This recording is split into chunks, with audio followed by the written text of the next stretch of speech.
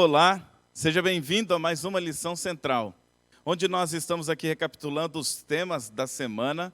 E essa semana nós estudamos um tema muito interessante, a Bíblia e as profecias. Métodos de interpretação profética, entre outras coisas. Essa lição está muito recheada. E eu quero, junto com você agora, recapitular esses temas. Você está com a sua lição? Com a Bíblia? Está com a espada? Então vamos lá. Eu gostaria de começar com um texto, que é o texto base da lição dessa semana. Ele se encontra em Daniel 8,14. E, inclusive, esse texto, ele cita a maior profecia de tempo que a Bíblia tem. Ele diz assim: ele me disse, até 2.300 tardes e manhãs, e o santuário será purificado. É interessante que essa profecia de tempo, ela já foi mal interpretada por muitas pessoas. No entanto, nós vamos ver aqui alguns métodos de interpretação profética que vão nos ajudar a compreender profecias de tempo. Existem pelo menos 3 tipos de interpretação profética. A primeira é a interpretação futurista. É aquela onde você lê um texto como esse e entende que ele vai se cumprir daqui muito tempo, lá no futuro, num futuro distante ou próximo. Tem também um método de interpretação profética chamado de preterista.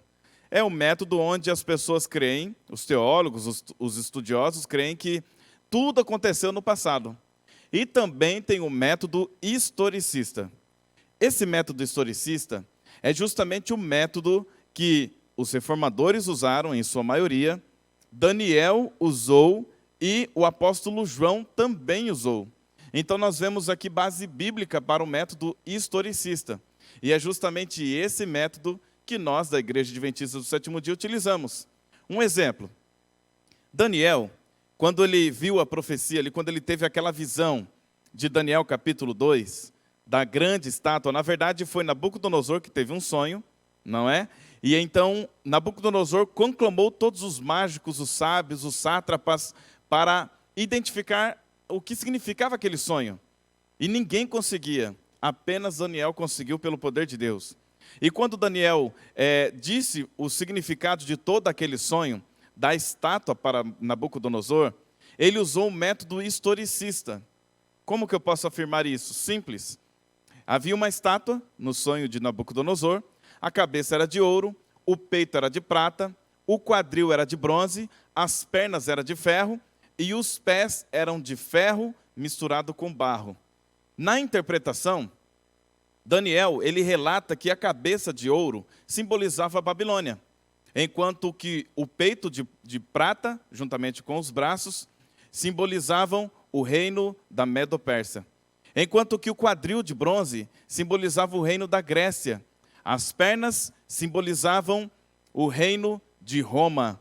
E os pés com barro simbolizavam o que ia acontecer depois desses reinos. E ele diz que, em primeiro lugar, seria o reino de Babilônia. O metal é o rei dos metais, o ouro, o metal mais precioso de todos, o metal mais puro que existe.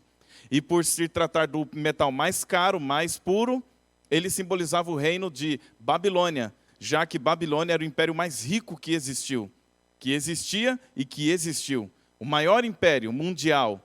Na sequência vem o reino dos Medo-Persas. Já é agora um metal mais barato em seu valor, prata. Na sequência vem o império da Grécia, chefiado ou então liderado por Alexandre o Grande. Por isso que simboliza agora o quadril, que é de bronze. As pernas de ferro simbolizam Roma. Mas ao mesmo tempo que os metais vão perdendo valor, eles vão ganhando durabilidade. O ouro é um metal macio. A prata é macia também, mas é um pouco menos macia do que o ouro. Enquanto que o bronze é um metal mais sólido do que os 2 outros citados. O ferro é mais rígido, muito mais durável, muito mais firme do que os outros 3 metais. Então, conforme vai perdendo valor, ele vai ganhando em dureza, né? Então perceba, enquanto que o reino de Babilônia era um reino rico, poderoso, ele não durou muito tempo. Depois vem o império de Medo-Pérsia, e ele dura sim um certo tempo. Depois vem a Grécia. A Grécia durou pouco tempo, porque logo o general Berthier os 4 generais de Alexandre o Grande, eles se dividem, porque Alexandre o Grande morre, e eles dividem o reino todo conquistado por Grécia em 4 reinos. E depois, na sequência, Roma vem e consegue conquistar tudo novamente. E é um dos impérios que mais durou em toda a história. E por ser o império que mais durou por toda a história, ele é simbolizado pelo ferro. Porque o ferro é um metal duro, apesar de ter menos valor, ele é um metal duro e consegue esmiuçar, quebrar os demais metais. Interessante isso, né? O apóstolo João também utilizou o método historicista. É por isso que nós, pegando ali os ensinamentos dos reformadores e também dos profetas, utilizamos o método historicista. Assim, nós conseguimos compreender de forma melhor as profecias de tempo. A profecia, por exemplo, das 2.300 tardes e manhãs, ela fica sem sentido se nós pegarmos essa profecia e entendermos que ela foi com um tempo literal. Porque ele fala 2.300 tardes e manhãs, ou seja, 2.300 dias, não é? Porque cada dia tem uma tarde e uma manhã. Com isso, nós ficamos sem entender as profecias, porque nós temos várias outras profecias de tempo. Tem a das 2.300 tardes e manhãs, tem a das 70 semanas, tem a dos 3 tempos e meio. Então temos várias profecias, tem também a dos 1.260 dias. Então, se você pegar essas profecias e interpretá-las de forma literal, você não vai chegar em lugar nenhum. Porque os momentos cruciais da história não acontecem quando se cumprem essas profecias, você entendendo que se cumpriram de forma literal. E se você entender que elas se cumpriram no passado, também fica sem sentido. Porque todas elas trazem elementos que nos levam a pontos específicos da história, como, por exemplo, essa que eu acabei de citar, de Daniel, da estátua de Nabucodonosor.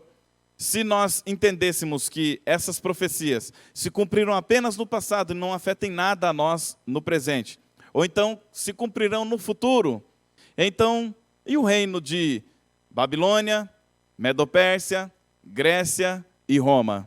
Ficaria sem sentido, entendeu? Então, esse é o método utilizado pelos profetas, é o método utilizado pela maior parte dos reformadores e é o método que nós, da Igreja Adventista do Sétimo Dia, utilizamos. É interessante que nós temos uma enorme vantagem em relação àqueles que usam outros métodos, porque nós utilizamos a história, acontecimentos que são fatos reais, mostrando a veracidade das profecias bíblicas se cumprindo ao longo da história. Essa lição, ela traz muitos outros temas interessantíssimos, como, por exemplo, uma coisa que acontece nas profecias de tempo é a interpretação dia a ano. Como é que funciona? Por exemplo, a profecia de 1.260 dias, que está em Apocalipse capítulo 12, ali nós vemos que a perseguição do povo de Deus duraria 1.260 anos. E ali nós entendemos que tem um começo e tem um fim. Ela começa quando começa a perseguição, óbvio. E ela finaliza quando alguma coisa acontece na história para interromper a perseguição. Então, tudo isso nós entendemos que a profecia dia a ano nos ajuda a entender que, na verdade, cada dia equivale a um ano. Mas aí você pergunta, mas de onde vocês tiraram essa ideia? É simples, da Bíblia. Deixa eu abrir um parênteses e falar uma coisa que não está na lição, mas é uma metodologia de interpretação bíblica que, se você utilizar, você não vai errar. Então, eu vou te dar aqui uma dica teológica de como estudar a Bíblia e você nunca mais vai errar. É bem simples, mas nem tudo que é simples é fácil. Vai precisar da sua parte um pouco de estudo, de se aprofundar na palavra, mas é simples. Você nunca busca fora da Bíblia interpretações para seus textos. Você precisa buscar dentro da Bíblia. Então, se você quer entender se realmente a profecia dia a ano está correta, a interpretação dia a ano está correta, você precisa procurar textos que trazem esses elementos. Por exemplo, vou citar aqui para você Ezequiel capítulo 4, de 6 a 7. Ali Deus dá uma profecia para o profeta Ezequiel. E ali ele diz que ele está dando 40 dias de misericórdia, onde cada dia equivale a um ano. Viu só? Então o próprio Deus, através do profeta Ezequiel, ele traz a interpretação do que significa cada dia. E como ali se tratava de uma profecia de algo que ia acontecer no futuro, então nós entendemos que esse princípio de interpretação dia a ano pode ser utilizado em outros momentos onde a Bíblia traz profecias de tempo, onde coisas aconteceriam no futuro. E o profeta Ezequiel traz isso, mas também nós encontramos esse princípio em Números, capítulo 14, no versículo 34. Interessante, né? Então nós justificamos dessa forma a nossa interpretação dia a ano. Agora, falando de profecias apocalípticas e profecias de Daniel. Essas profecias, se você já leu esses livros, você sabe que ali tem muitos animais, tem feras, tem monstros, tem bestas de 7 cabeças. Como é que eu faço para entender tudo isso? Nós precisamos buscar na própria Bíblia o significado. E é claro que a própria Bíblia revela. O próprio Daniel, ele revela o que significam os animais. Porque na profecia de Daniel, capítulo 7, ali ele traz os animais. Lembra? Os animais, começando com o leão, que tinha 2 asas. Depois o urso, com 3 costelas na boca. Depois o leopardo, com 4 cabeças e 4 asas. E por fim, um animal terrível e espantoso. E conforme ele vai relatando essa visão que Deus deu a ele, ele começa a dizer o que significa cada animal. E novamente é uma repetição de Daniel capítulo 2, onde o primeiro animal, o leão, simboliza Babilônia. O segundo animal, o urso, com as 3 costelas na boca, simboliza o Império Medo-Persa. Onde o terceiro animal, o leopardo de 4 cabeças, simboliza Grécia. E por último, o animal terrível e espantoso simboliza Roma. Interessante, né? A própria Bíblia nos dando a interpretação de suas profecias. Eu quero trazer para você aqui uma profecia muito linda. Essa profecia é a profecia que trouxe grande esperança ao coração do profeta Daniel. A profecia de 70 semanas. Você encontra essa profecia no capítulo 9 de Daniel, a partir do versículo 24, onde Deus dá a Daniel o conhecimento do que aconteceria após 70 semanas. Acontece que essas 70 semanas tem que ter um ponto inicial e um ponto final. O ponto inicial começa em 457 a.C., porque ali nós temos elementos para saber disso. O próprio Deus fala para Daniel, na verdade o anjo falando para Daniel, a partir da saída do decreto da reconstrução de Jerusalém, virá o ungido. Então, a partir ali do decreto da reconstrução de Jerusalém, conta-se então 69 semanas, e aí viria o ungido. E daí são 70 semanas, falta uma semana. Nessa uma semana acontece outras coisas depois do ungido. Quem é o ungido? A palavra ungido em hebraico é Messias. Interessante, né?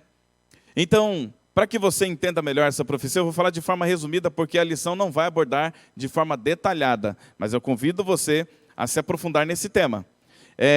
Aqui em Daniel, quando ele fala das 70 semanas, veja só, cada semana tem 7 dias. 70 semanas, então 70 vezes 7, 490. Então, se cada dia equivale a um ano, são 490 anos. Se você, então, pegar a calculadora e subtrair 490 de 457, vai dar 33. Esses 33, você sabe que antes de Cristo, qualquer ano antes de Cristo é contagem regressiva. A saída, o decreto da saída para a reconstrução de Jerusalém aconteceu em 457. Então, cada ano que passa, se aproximando da reconstrução ali de Jerusalém, se aproximando do cumprimento da profecia, vai diminuindo o ano no calendário. Então, 457 a.C., 456, 455, até chegar no ano 1, não tem o ano 0, pula do ano 1, menos 1, para o ano 1 depois de Cristo, e continua a contagem. você vai ver que dá exatamente no ano 34, porque não conta o ano 0. No ano 34, aconteceram algumas coisas. Primeiro, quando se completaram 69 semanas, o ungido Jesus começa seu ministério. E ali então, metade da semana, conforme a profecia de Daniel 9, depois eu convido você a ler o capítulo 9 todo e você vai entender melhor o que eu estou falando. Quando se conclui ali 69 semanas, Jesus, ele morre. E depois de uma semana, acontece o apedrejamento de Estevão. Uma semana profética, 7 anos, certo? Então, Jesus começa seu ministério, Jesus morre, Jesus vai para o céu, e o Estevão, 3 anos e meio, é apedrejado. É um pouco confuso, né? É porque nós não estamos estudando essa profecia. Mas por que então eu estou falando já que é um pouco confuso? Para que você entenda que, quando nós colocamos em prática a interpretação dia a ano, nós conseguimos chegar em datas importantes de acontecimentos históricos que mudaram a história da Terra. Essa profecia de 70 semanas, ela fala exatamente do nascimento de Jesus, do início do ministério de Jesus, de sua morte e do apedrejamento de Estevão. Foi quando os judeus definitivamente deixaram de lado o cristianismo. Eles negaram Jesus como Messias. Então, quando isso aconteceu, se cumpriu as 70 semanas. Chifre pequeno? Que chifre é esse? É interessante que o animal que Daniel viu, lá em Daniel capítulo 7, ele tem algumas características. E uma delas é que ele tem chifres. E o que tem a ver o chifre pequeno? Quem é o chifre pequeno? A lição traz aqui como nós podemos identificar quem é o chifre pequeno.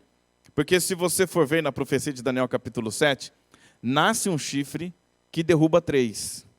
E quando ele derruba 3, ele consegue falar, ele tem olhos e ele fala com grande autoridade. E esse chifre permanece em cima da cabeça de uma besta, de um animal. E o que esse chifre é? O que ele faz? Vamos tentar identificar esse chifre? Rapidinho? Vamos lá. Em Daniel capítulo 7, do versículo 1 ao 25, você vai ver essa profecia. Então é importante você ler esses versos, tá bom? E Daniel capítulo 8, de 1 a 13, traz uma outra visão de Daniel, também contendo um chifre.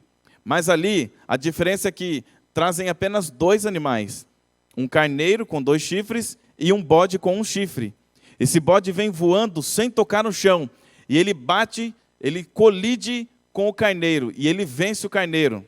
Esse bode simboliza a Grécia. Ele vem voando sem tocar no chão, porque a Grécia conquistou tudo que ela conquistou de forma muito rápida. Alexandre o Grande, com apenas 33 anos, um jovem guerreiro, conquistou muito mais do que seu pai em toda a vida, que era o grande guerreiro também, o Felipe. Então, nós vemos aqui uma profecia se cumprindo, porque Alexandre o Grande, ele bate no carneiro, simbolizado pelo bode. O bode tem 2 chifres, simbolizando o Império Medo e o Império Pérsia. Então, ele derrota o Império Medo-Persa e ele ganha ali a luta. Mas depois nasce um chifre na cabeça desse bode. Da mesma forma, os outros animais. Então, o animal terrível e espantoso que Daniel viu, ele também tinha chifres, conforme Daniel capítulo 7.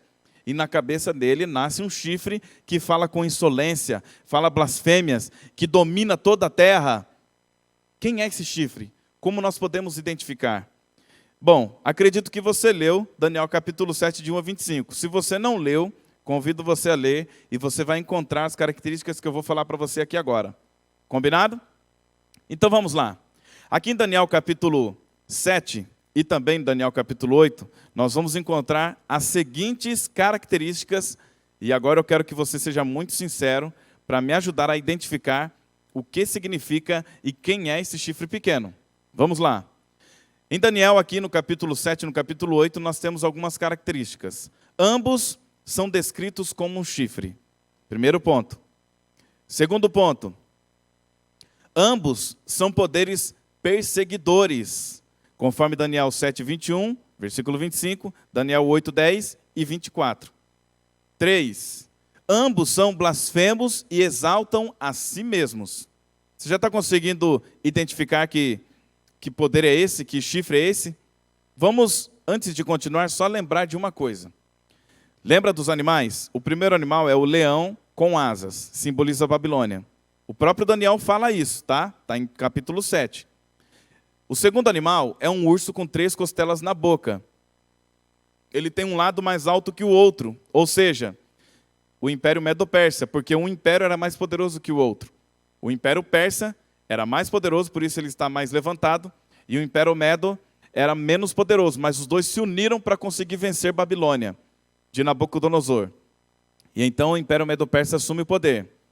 Terceiro animal, o leopardo com 4 cabeças. Por que um leopardo? O leopardo é um dos animais mais rápidos do mundo. E por ele ser rápido, simboliza Alexandre, a velocidade que ele conquistou tudo. 4 cabeças é porque depois ele se divide em 4. O próprio Daniel fala. E isso se conclui realmente na história. Os 4 generais de Alexandre o Grande, após a sua morte, assumem um reino e se dividem, enfraquecendo o reino. E então, na sequência, surge um reino muito poderoso. O reino de Roma, o Império Romano, que durou milhares e milhares de anos, séculos. Muitos imperadores passaram por ali. Acontece que dentro desse império, simbolizado pelo animal terrível e espantoso, por que é terrível? Porque o Império Romano ele foi muito poderoso, ele chegou com muita força. Ele chegou subjugando todos os outros reinos. E então, depois descrevendo ali a visão, Daniel diz que nasceu na cabeça desse império, desse animal terrível e espantoso, um chifre. Então, o chifre é um poder, é um reino, que nasce dentro de outro reino, na cabeça de outro reino. Mas ele permanece na cabeça desse outro reino.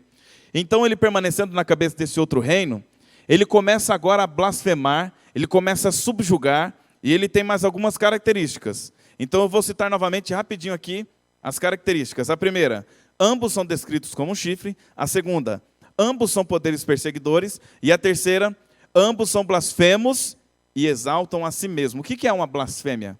É que fala algo contra Deus, é que propaga heresia, propaga mentiras em relação às coisas de Deus, em relação à palavra de Deus. Continua. Quarta característica. Ambos têm como alvo o povo de Deus. Persegue, mata, maltrata. Está conseguindo identificar? Qual foi o poder que nasceu em Roma que perseguiu o povo de Deus? Especialmente a partir do século IV, depois de Cristo. Vamos continuar, pense aí. Isso aí está em Daniel 7, 25 e 8, 24. Continuando, quinta característica. Ambos têm aspectos de sua atividade descritas pelo tempo profético. Característica 6. Ambos se estendem até o fim dos tempos. E característica 7. Ambos devem ser destruídos de maneira sobrenatural. Está conseguindo identificar? Ainda não? Bom, já falei quais são os reinos. Não vou repetir novamente, conforme cada animal.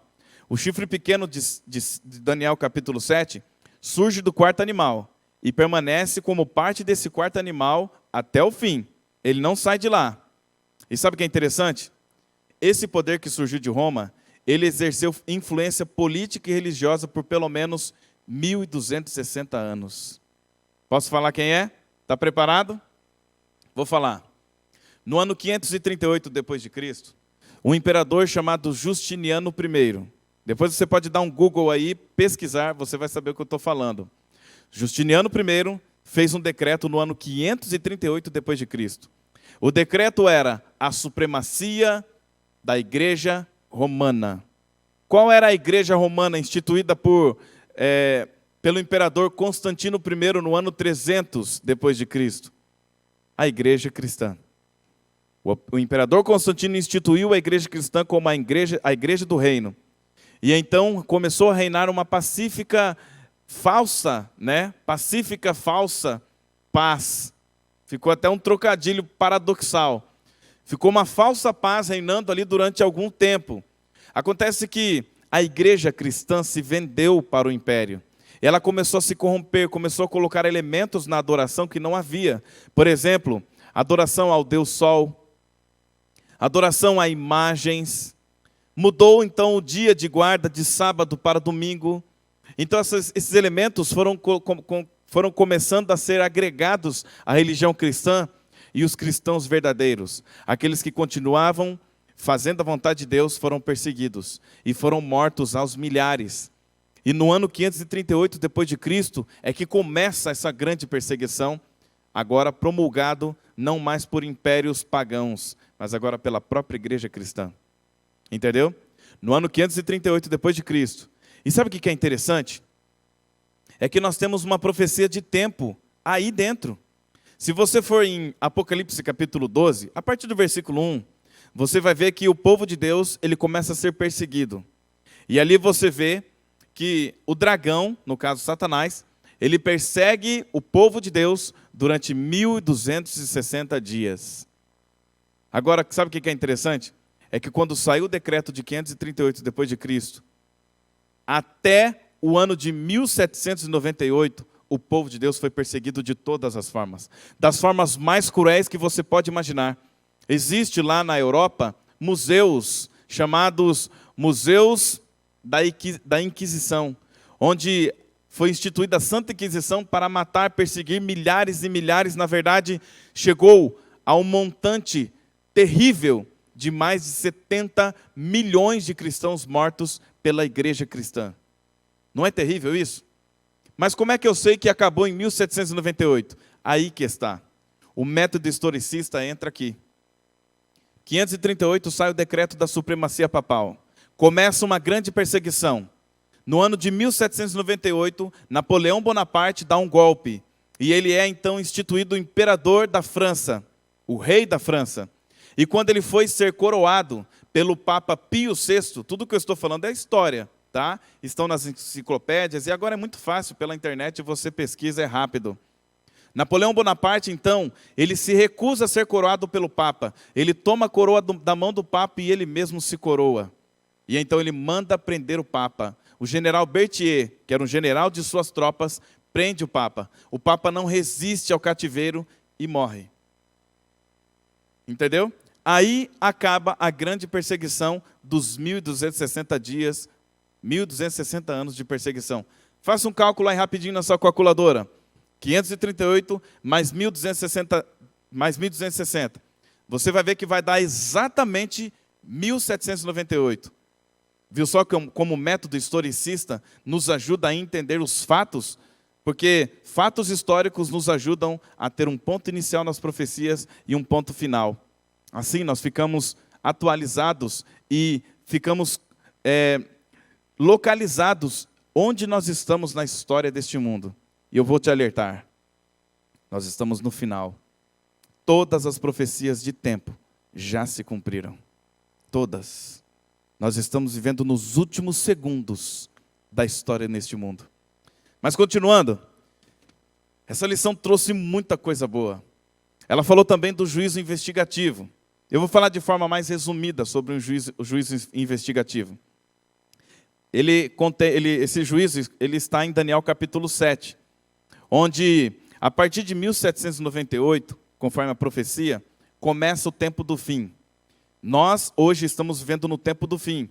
Quando se concluiu a profecia bíblica de 1260 anos, ou 1260 dias, começa o tempo do fim. Nós estamos agora vivendo o tempo do fim. Estamos vivendo o momento do juízo.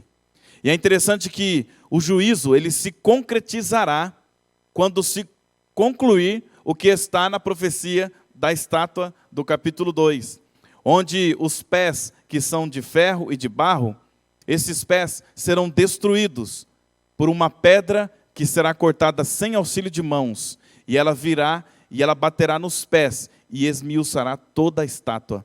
E essa pedra crescerá em toda a terra e tomará conta de toda a terra e reinará para sempre.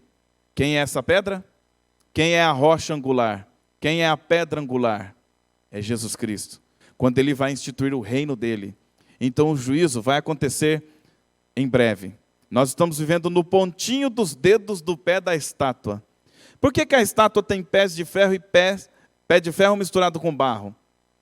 A própria Bíblia fala, Daniel fala que eles tentariam se misturar através de casamentos. Alianças que reinos franceses, alemães, italianos, toda a Europa tentaram se pacificar e se unir através de casamentos. O príncipe casa com a princesa de outro reino. E assim cria-se uma aliança. Mas a aliança era frágil. Logo eles entravam em guerras. É por isso que é barro e ferro. Porque barro e ferro não se mistura. E além de não se misturar, é frágil. Entendeu? Então, nós estamos vivendo agora no último período da estátua. Tudo isso já se cumpriu. E logo vai acabar. Por fim, eu quero falar da tipologia profética.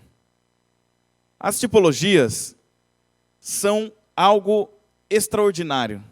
Sem a tipologia, nós não conseguiríamos entender a profecia. Por exemplo, sempre a Bíblia traz o tipo e o antítipo. Como é que é isso? É simples. Por exemplo, lembra que João Batista, ao ver Jesus se aproximando do Rio Jordão, onde ele praticava o batismo nas águas e batizava milhares de pessoas e pregava sobre a vinda do Messias, quando ele viu Jesus, ele chamou Jesus do quê? Eis o Cordeiro de Deus que tira o pecado do mundo. Isso está em João 1, versículo 29. Ele dá esse brado. Então Jesus é o Cordeiro de Deus. Ele é o tipo. Perdão, ele é o antítipo. Porque o tipo eram as ovelhas que eram um tipo de Cristo. Eram as ovelhas que eram mortas, sacrificadas diariamente. Os sacerdotes que praticavam essas cerimônias, eles eram o tipo de Cristo, porque Jesus é o nosso sumo sacerdote. Percebeu? Quando Jesus veio, ele foi o antítipo, ou seja, ele é a figura original a qual os outros refletiam. Ele é a figura original. Então nós temos vários tipos na Bíblia. E a Bíblia usa essa tipologia justamente para que nós possamos entender as profecias. Em 1 Coríntios 10, de 1 a 13, Paulo se refere à historicidade do Êxodo. Por que ele faz isso? Justamente para mostrar que o Êxodo existiu. Mas ali ele faz uma tipologia, onde ele faz o seguinte: ele usa o Êxodo, a tipologia do Êxodo, com base na experiência dos antigos hebreus no deserto. E ali ele mostra que Deus, que inspirou Moisés a registrar esses eventos, tinha a intenção de que essas coisas fossem exemplos para nós. Percebeu?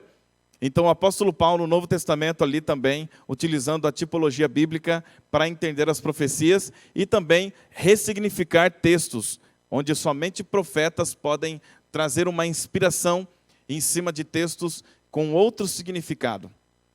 Enfim, nós temos várias passagens bíblicas onde nós vemos profetas e evangelistas fazendo a tipologia. Por exemplo, vou dar mais alguns exemplos aqui para você.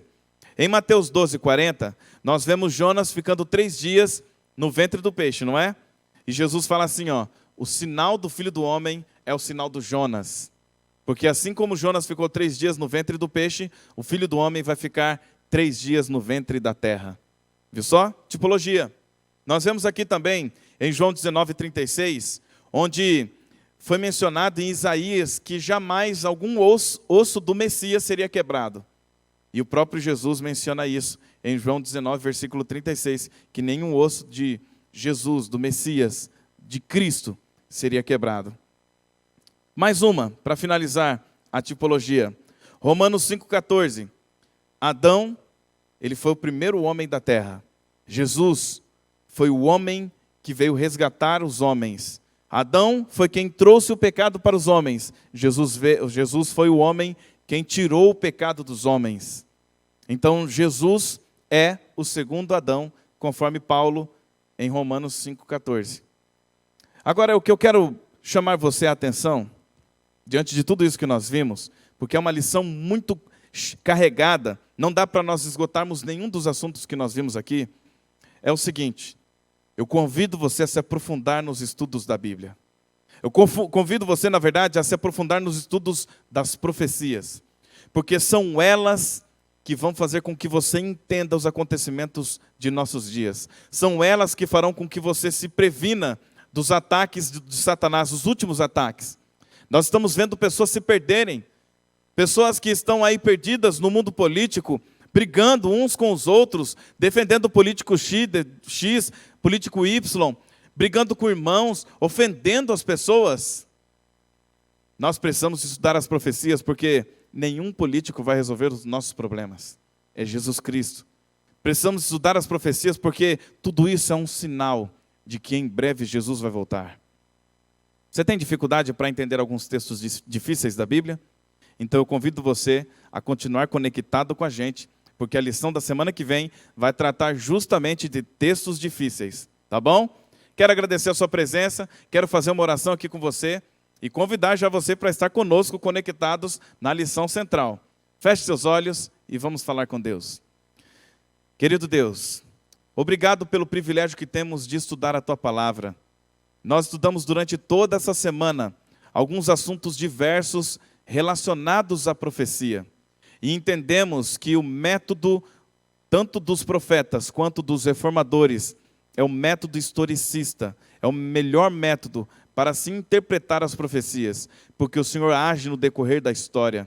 E sabemos que o Senhor está agindo neste momento da história, onde nós estamos vivendo num momento de crise, de pandemia, crise política, e sabemos que o fim está mais perto do que nunca. Então nos desperta para estudarmos as Tuas profecias e assim estarmos preparados para o grande dia da volta de Jesus. Nós te pedimos tudo isso e agradecemos em nome de Jesus. Amém. Deus abençoe você e nos vemos na próxima lição central.